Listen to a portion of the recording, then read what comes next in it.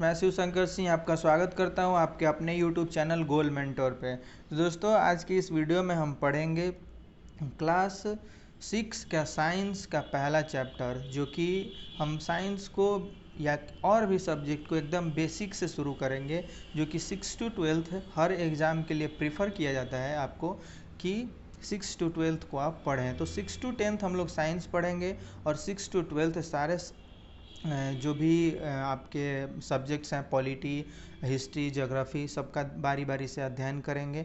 और इस वीडियो में हम देखते हैं कि क्या पढ़ना है हम लोगों को, उसके टॉपिक्स के बारे में चर्चा कर लेते हैं। इसका पहला चैप्टर है जिसका नाम है भोजन यह कहाँ से आता है।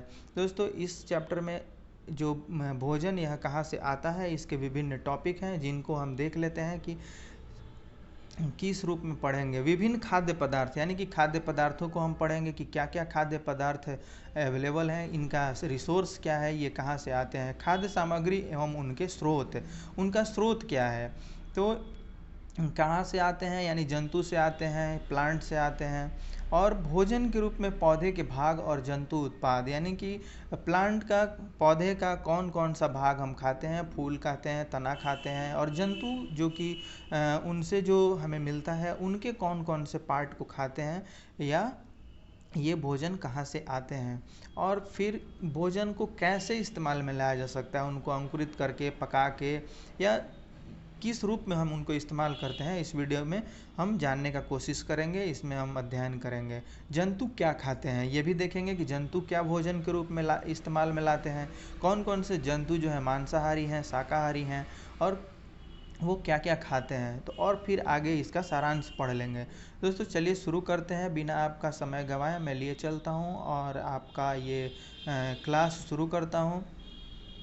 और इस क्लास के माध्यम से हम पहले टॉपिक को पढ़ने का कोशिश करते हैं और देखते हैं कि जंतु और जो पौधों से सामग्रियां जो भोजन के रूप में बनाई जाती हैं, जो तैयार की जाती हैं, क्या क्या मिलती हैं, कैसे मिलती हैं, और उनके कौन कौन से भाग को हम खाते हैं। तो शुरू करते हैं पहला चैप्टर साइंस का, जो कि 6 क्लास का है, भोजन यह कहाँ से आता है। तो दोस्तों, इसमें हम पढ़ते हैं कि ये विभिन्न खाद्य पदार्थ है। ये विभिन्न खाद्य पदार्थ क्या हैं, ये कहाँ से आते हैं, कौन कौन से हैं, विभिन्न खाद्य पदार्थ क्या क्या हैं। चलिए देखते हैं। विभिन्न खाद्य पदार्थ हैं। विद्यालय में आप अपने दोस्तों से उन खाद्य पदार्थों की जानकारी प्राप्त कीजिए। अब आपके दोस्त बहुत सारे जो विद्यालय में आते होंगे, उनसे वो सारी जानकारी आप प्राप्त करेंगे, पूरे दिन क्या क्या वो खाते हैं। यदि वे विभिन्न राज्यों के रहने वाले हों तो उनसे भी यह जानकारी करने का प्रयास कीजिए कि क्या क्या खाते हैं, वहाँ उनके राज्य में क्या क्या चीज़ें खाई जाती हैं और कैसे वो तैयार की जाती हैं। दोस्तों, इससे आपको वहाँ की विविधता के बारे में, कि वहाँ के क्लाइमेट के अनुसार वहाँ लोग क्या क्या खाते हैं, इसके बारे में आपको जानकारी मिलेगी। और देखते हैं चलिए कि क्या क्या लोग खाते हैं। पके चावल, पके चावल के बारे में सोचो। जो लोग चावल खाते हैं, मान लीजिए चावल खाते हैं, तो इसको किस रूप में खाते हैं, कैसे इसको इस्तेमाल में लाते हैं। पके चावल के बारे में सोचने के लिए कहा जा रहा है कि आप चावल को कैसे खाते हैं, उसको किस रूप में खाते हैं। हम कच्चा चावल लेते हैं, उसे पानी में उबालते हैं। इसे तैयार करने में हमें 2 पदार्थों या संगठकों की आवश्यकता होती है। यानी जो चीज़ आप जिन जिन चीज़ों से बना रहे हैं, जो खाने की सामग्री जो है, चावल जो है, आप 2 चीज़ों से मिलकर बना रहे हैं। चावल, कच्चा चावल, और पानी, जिसमें आप उबालते हैं और इसको तैयार करते हैं। तो उस सामग्री को खाने योग्य बनाने में जिन जिन चीज़ों का, जिन जिन पदार्थों का इस्तेमाल होता है, वह उस खाद्य पदार्थ का संगठक कहलाता है। यह उनका संगठक है। तो दोस्तों, देखते हैं दूसरी ओर कुछ भोजन तैयार करने में हमें जो दूसरी ओर कुछ भोजन तैयार करने में हमें कई संगठकों की आवश्यकता होती है। और भी जो भोज्य पदार्थ हैं, खाद्य पदार्थ हैं, उनको तैयार करने में, जैसे चावल को तैयार करने में केवल आपको कच्चे चावल और जल की आवश्यकता हुई। अब जो चीज़ें हम तैयार करते हैं, जैसे सब्जी बनाते हैं या दाल बनाते हैं, तो उनमें और भी संगठकों की ज़रूरत होती है। जैसे इसमें केवल जो कच्चा चावल और जल लिए, वैसे ही आप सब्जी अगर बनाएंगे तो उसमें सब्जी, मसाले, नमक, तेल इत्यादि प्राप्त करेंगे और तब जा कर के ये आपको खाने योग्य बन पाएंगे। देखिए, और इनको आप खाने के लायक बना सकते हैं। तो दोस्तों, इस सारणी के माध्यम से हम ये देखने का कोशिश करेंगे कि किन किन खाद्य पदार्थों को कैसे तैयार किया जाता है। रोटी या चपाती बनाने के लिए आपको क्या क्या चाहिए। रोटी चपाती बनाने के लिए आपको आटे और जल की आवश्यकता होगी। आटा और पानी के बिना आप रोटी नहीं बना सकते, और आपको उसके लिए लगेगा ईंधन। लेकिन हम इसमें केवल भोजन के संगठकों को रूप में का अध्ययन कर रहे हैं, तो आपको भोजन के संगठक के रूप में आपको रोटी बनाने के लिए, चपाती बनाने के लिए आटा और जल की आवश्यकता होगी। दाल बनाने के लिए आपको कच्ची दाल चाहिए, जल चाहिए, नमक चाहिए, तेल चाहिए, घी चाहिए और मसाले चाहिए। और भी आप जो भी चीज़ें इनमें डाल सकते हैं अपने स्वाद के अनुसार, जो जैसा आप पसंद करते हैं वो चीज़ें आपको चाहिए। तब खाद्य सामग्री एवं उनके स्रोत। अगला जो टॉपिक है दोस्तों, खाद्य सामग्री और उनके स्रोत। हमने ये जाना कि क्या क्या चीज़ें हम लोग खाते हैं। तो अब ये देखेंगे कि इनके स्रोत क्या है। जैसे चावल है तो उसका स्रोत क्या है, चावल कहाँ से आता है, कैसे तैयार होता है। दोस्तों, सारणी में आपने देखा था कि कैसे कैसे किन किन चीज़ों से क्या क्या बनाया जा सकते हैं। अब यह देखेंगे कि ये कहाँ से आते हैं। निश्चित रूप से आप गेहूं के पौधे देखे होंगे, ये पौधे से ही आते हैं। गेहूं चावल का क्या स्रोत है, गेहूं चावल का स्रोत जो है वो पौधा है। आपने धान और गेहूं के खेतों में अनेक पौधों की अनेक पंक्तियां देखी होंगी। इनसे हमें अनाज प्राप्त होते हैं। गेहूं के जो पौधे होते हैं उनसे गेहूं, और जो धान होते हैं उनसे हमें चावल मिलता है। कुछ अन्य खाद्य पदार्थों जैसे दूध, अंडा, मुर्गी, मछली, झींगा, मांस आदि हमें जंतुओं से प्राप्त होते हैं। ये सब जो भी आपको दूध, मांस, झींगा और जो अंडे हैं, ये सभी हमें जंतुओं से प्राप्त होते हैं। और ये फल वगैरह, सब्जियां हैं, ये आपको पौधों से प्राप्त होते हैं। इसको आप देखेंगे, ये पौधे से प्राप्त होते हैं। जो भी हम ओट्स खाते हैं या दलिया खाते हैं, ये सारे हमें पौधों से प्राप्त होते हैं। लेकिन मांस जो है, अंडे हैं, झींगा हैं, ये सभी हमें किससे मिलते हैं, जंतुओं से मिलते हैं। क्रियाकलाप 3 का हम अध्ययन करते हैं और इसका निष्कर्ष निकालते हैं। पौधे विभिन्न खाद्य संगठकों जैसे अन्न, सब्जी, ये सब कहाँ से आते हैं, पौधे से आते हैं। सब्जियां आती हैं वो पौधे से आती हैं, इनका स्रोत पौधा है। तो दोस्तों, फिर जंतु से हमें क्या क्या मिलता है। जंतुओं से हमें मिलता है दूध, मांस, अंडे तथा अन्य जंतु उत्पाद प्राप्त करते हैं जंतुओं से। गाय, बकरी तथा भैंस दूध देने वाले कुछ सामान्य पशु हैं। अब इनसे आप दूध से दही, जो भी इनका और भी मिठाई, पनीर, जो भी इस्तेमाल में ला सकते हैं, ये सारे दूध से ला सकते हैं। मक्खन है, क्रीम है, ये सभी दूध से आप ला सकते हैं। जो कि दूध का जो मुख्य स्रोत है वो पशु ही हैं, जैसे गाय, भैंस। वो 1.2 का आपको कुछ और सारणी का जो दिया हुआ है उसको मैं बता देता हूँ कि आप उनको क्या क्या, जो आप चावल और दाल के बारे में पढ़ चुके थे। फिर इडली हम कैसे बनाते हैं। इडली के लिए भी चावल चाहिए जो कि पौधे से प्राप्त होता है, उड़द चाहिए और नमक चाहिए, फिर जल चाहिए। दोस्तों, चिकन करी के लिए आपको चिकन चाहिए जो कि जंतु उत्पाद है, और मसाले चाहिए, तेल चाहिए, घी चाहिए, ये सभी पौधे से आप ले सकते हैं। फिर खीर बनाने के लिए आपको दूध, चावल, चीनी। तो दूध का जो स्रोत है वो आपका जंतु ही है। तो दोस्तों, ये सारे चीज़ जो इनके संगठक हैं, इनके बारे में हम इसको देख रहे हैं, पढ़ रहे हैं। आगे देखते हैं कि क्या क्या चीज़ें। घी, पनीर और दही का उपयोग संसार में प्रत्येक क्षेत्र में होता है, आपको पता है। अब इनका स्रोत भी जंतु ही हैं। अब आप और किन किन जंतुओं से दूध प्राप्त कर सकते हैं, दूध मिल सकता है, तो कहीं कहीं क्षेत्र की, भारत के ही किसी क्षेत्र में आपको ऊँट के भी दूध खाए जाते हैं, भेड़ के भी दूध खाया जाता है। तो ये सारा चीज़, आप बकरी का, तो ये सब आप अध्ययन में देखेंगे, खुद से भी इसका आपको ज्ञान होगा कि इन सब चीज़ों को कैसे इस्तेमाल में लाया जा सकता है, इनका स्रोत क्या क्या है। जो पौधे हैं इनका कौन कौन सा भाग खाया जाता है। तो भोजन के रूप में पौधे के भाग और जंतु उत्पाद हम ये देख रहे हैं कि अगला टॉपिक है हमारा कि भोजन के रूप में पौधे के कौन कौन से भाग को खाते हैं, जंतु का कौन कौन सा उत्पाद हम लोग खाते हैं। जैसे जंतु का उत्पाद कहने का मतलब ये हुआ कि जंतु से अंडा भी मिलता है, दूध भी मिलता है, मांस भी मिलता है, मछलियाँ मिलती हैं। तो इनके कौन कौन से उत्पाद हैं, हम इनके बारे में इस लेसन में, इस चैप्टर में अध्ययन करेंगे। दोस्तों देखते हैं, पौधे भोजन का मुख्य स्रोत हैं। आपको पता है कि जानवरों से ज़्यादा हमें पौधों से भोजन के रूप में भोजन की सामग्रियाँ मिलती हैं। तो ये जानते हैं हम, आप सभी जानते हैं। हम पौधे के कौन कौन से भाग को उपयोग में लाते हैं या उपयोग करते हैं, ये हमको जानना है। हम पत्तियों वाले सब्जी खाते हैं, पत्तियों वाले अनेक सब्जियां खाते हैं।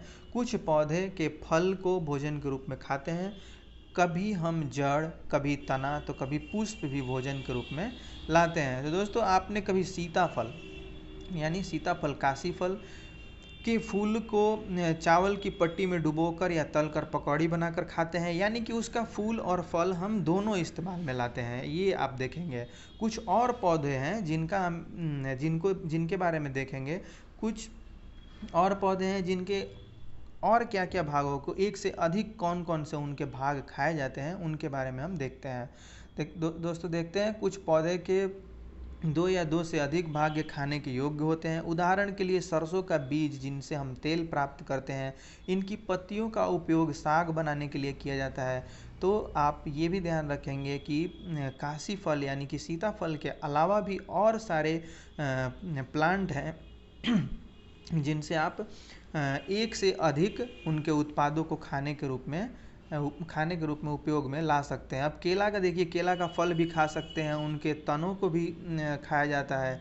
तना के मुलायम पार्ट को सब्जियां बना के खाई जाती हैं। तो दोस्तों ये देखेंगे, और पौधों को देख लेते हैं। पौधा का क्या क्या होता है, पौधे का कौन कौन सा पार्ट हम खाने के उपयोग में लाते हैं। तो दोस्तों सबसे पहले हम अध्ययन करते हैं पौधा का पुष्प, जो कि आपने पढ़ा कि काशी फल, सीताफल का पुष्प, जो कि उसको पकौड़े बनाकर खाते हैं। और भी बहुत सारे ऐसे पौधे हैं जिनके फूल को, पुष्प को हम लोग खाने के उपयोग में लाते हैं। यही पुष्प बाद में फिर फल में तब्दील हो जाते हैं, बदल जाते हैं, फल का रूप ले लेते हैं। तो उनके फल को भी हम खाते हैं। तो ये आपका फूल, फल, तना और जड़, ये सब हम खाने के इस्तेमाल में लाते हैं।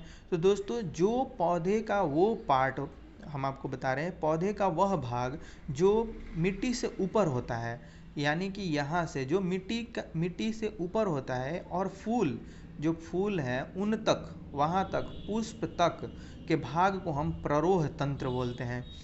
और फिर जो भाग मिट्टी के ऊपर होता है उसके थोड़ा नीचे क्या होता है, प्राथमिक मूल। उसके थोड़ा नीचे, वहीं से शुरू होता है प्राथमिक मूल, और उसके नीचे जब आएंगे, धरती में जो जमीन के नीचे अंदर प्रवेश की हुई जड़ें होती हैं, वह द्वितीयक मूल होती हैं। प्राथमिक मूल और द्वितीयक मूल दोनों को मिला करके मूल तंत्र बनता है। ये ऊपर आपका जो मिट्टी से ऊपर का भाग है और पुष्प तक का भाग है, तना और पुष्प तक का भाग जो है उसको प्ररोह तंत्र बोलते हैं। और जो तना जहाँ से मिट्टी में जस्ट प्रवेश ही करने वाला होता है, वहाँ से जो जड़ें हैं उन सारे भाग को हम मूल तंत्र बोलते हैं। तो पौधे के बारे में ये कुछ जानकारी रही। और तना के जिस भाग से पत्तियाँ निकलती हैं उसके बीच का जो स्थान होता है उसको नॉड बोलते हैं। और जहाँ से एक पत्ती निकलती है और फिर ऊपर बढ़ के पौधा तना होता है, और उसके बाद फिर वहाँ का जो भाग होता है वह इंटरनॉड होता है। तो दोस्तों आपको अगले अध्याय में या पौधे के बारे में जहाँ भी आपको इस साइंस में पढ़ने को मिलेगा, वहाँ इसके बारे में विस्तृत डिस्कस किया जाएगा। अभी हम देख लेते हैं, आपने देखा है इसमें कि क्या क्या पौधे के भाग को, एक से अधिक भागों को इस्तेमाल में लाया जा सकता है, और हम इनके क्या क्या भागों को खाते हैं। और अब देखते हैं कि इनके पौधे के किस भाग को किस रूप में खाते हैं। यानी कि आप अनाज को पका कर भी खाते हैं, उनको अंकुरित करके भी खाते हैं। तो इसका अध्ययन करते हैं हम। दोस्तों यह क्रियाकलाप दिया हुआ है। क्रियाकलाप यानी कि आप जो क्रिया करके कुछ चीज़ों को सीखते हैं या अपने आसपास के चीज़ों को देख करके सीखते हैं, उससे आपको जानकारी ज़्यादा होती है। तो ये आप चना और मूंग का अंकुरित भाग देख रहे हैं। कुछ अंकुरित इनको कैसे किया जाता है ये हम इसमें देखते हैं। क्रियाकलाप 5 का अध्ययन करने का कोशिश करते हैं, समझने का कोशिश करते हैं कि इनका अंकुरित कैसे किया जाता है। तो मूंग अथवा चने के कुछ सूखे बीज लीजिए। मूंग अथवा चने के कुछ सूखे बीज को ले करके इसको क्या किया जाए कि ये अंकुरित हो जाए, इसका अध्ययन हम करने का कोशिश करते हैं। अब इनमें कुछ बीजों को जल के एक पात्र में डाल दीजिए। इनको क्या करने के लिए बोला जा रहा है, जल के पात्र में डाल दीजिए तथा एक दिन के लिए उसी जल में इनको छोड़ दीजिए। अगले दिन जल को इनसे छान लीजिए, पूरी तरीके से जल से इनको निकाल लीजिए। गिलास में रहने दें या गीले कपड़े में इनको लपेट करके रख दीजिए। अब आप क्या देखेंगे इसका आप अध्ययन करें, परिवर्तन क्या होता है आप अपने घर में भी करके देख सकते हैं। क्या इनमें एक छोटी छोटी जो सफ़ेद संरचना है वो निकल आती है। आप देखेंगे ये जो छोटी सफ़ेद संरचना है क्या इसमें निकल आती है। आप एक दिन पहले उसको भिगो के छोड़ देंगे, फिर छान लेंगे उनको किसी भी माध्यम से और उनको फिर कपड़े में लपेट के या ग्लास वगैरह में ऐसे भी या किसी भी कटोरा वगैरह में आप रख सकते हैं। उसके बाद आप देखेंगे कि क्या उनमें सफ़ेद संरचना निकल आती है। यही सफ़ेद संरचना क्या कहलाती है, अंकुर कहलाती है और ये कहा जाता है कि अनाज अंकुरित हो गया। आप यहाँ देख रहे हैं साबुत मूंग ये है और ये अंकुरित मूंग है। साबुत मूंग को आप पानी में फुलाते हैं, उसको एक दिन के लिए उसमें छोड़ देते हैं भिगो के, फिर छन्नी से छान लेते हैं और उसके बाद एक दिन के लिए फिर छोड़ देते हैं। उसके बाद उसमें से ये अंकुर निकलता है। तो दोस्तों देखते हैं, बीज से बाहर निकल आता है वो है अंकुर। यहाँ यदि हाँ तो बीज का अंकुरित हो, मान लीजिए कि अंकुर जब निकल आता है तो ये आप समझ लीजिए कि बीज जो है अंकुरित हो गया। यदि नहीं तो बीज पानी में यदि नहीं तो बीजों को पानी में धोएं, पानी निकाल दें और गीले कपड़े से ढककर अगले दिन के लिए छोड़ दें। मतलब अगर एक दिन में नहीं निकलता है तब कहा जा रहा है कि आप इसको अगले दिन के लिए छोड़ सकते हैं और इनको आप सावधानी से धो करके इनको खा सकते हैं, उबाल के खा सकते हैं। इनमें कुछ मसाले मिला करके आप खा सकते हैं जो कि एक स्वादिष्ट अल्पाहार यानी नाश्ता के रूप में इनका इस्तेमाल कर सकते हैं। अंकुरों को सावधानी से धोकर आप इन्हें खा सकते हैं। ये उबाले भी जा सकते हैं। इनमें कुछ मसाले मिलाने पर खाने के लिए एक स्वादिष्ट अल्पाहार ये तैयार हो जाते हैं। तो दोस्तों ऐसे आप भोजन प्लांट जो हैं उनसे जो खाद्य पदार्थ प्राप्त होते हैं उनको विभिन्न रूपों में आप खा सकते हैं। यहाँ आप चना को देख रहे हैं, ये आपका साबुत चना है और ये जो है अंकुरित चना है। वहाँ आप मूंग के बारे में देख रहे थे, जो प्रक्रिया आपने मूंग के साथ की है वही आप चने के साथ भी कर सकते हैं। अब दोस्तों देखते हैं, क्या आप जानते हैं कि शहद कहाँ से आता है या यह कैसे उत्पादित होता है। शहद के बारे में देखते हैं। बहुत सारे घरों में आपके घरों में भी शहद का इस्तेमाल होता होगा खाद्य पदार्थ के रूप में, खाद्य सामग्री के रूप में। तो दोस्तों इसके बारे में हम देखते हैं कि शहद कहाँ से आता है। क्या आपने एक मधुमक्खी का छत्ता देखा है। मधुमक्खी का छत्ता आप देखे होंगे तो आपको समझ में आ जाएगा कि ये शहद कहाँ से आता है।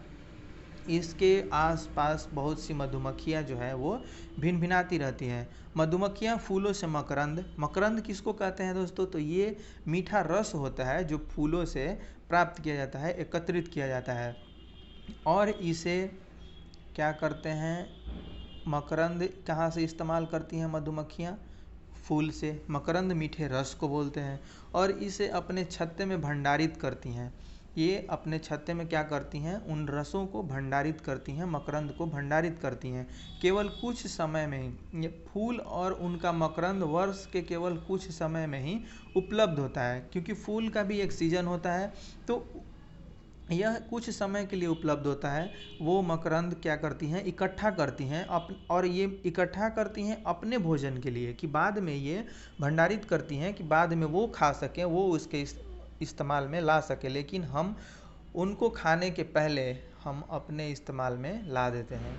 दोस्तों इस प्रकार से हम शहद का इस्तेमाल करते हैं, शहद को प्राप्त करते हैं। मधुमक्खियाँ, ये मधुमक्खी का आप देख सकते हैं जो छत्ता है, इसी से हम शहद को प्राप्त करते हैं। इसी में ये मकरंद को इकट्ठा करती हैं अपने भविष्य के लिए, अपने बाद के लिए, कि जो सीजन होता है वो समाप्त हो जाए तब वो खा सकें। तो दोस्तों इस प्रकार से आप मकरंद, यानी कि मकरंद से मधुमक्खी छत्ता बनाती हैं, फिर उससे हम लोग शहद निकालते हैं खुद के इस्तेमाल के लिए।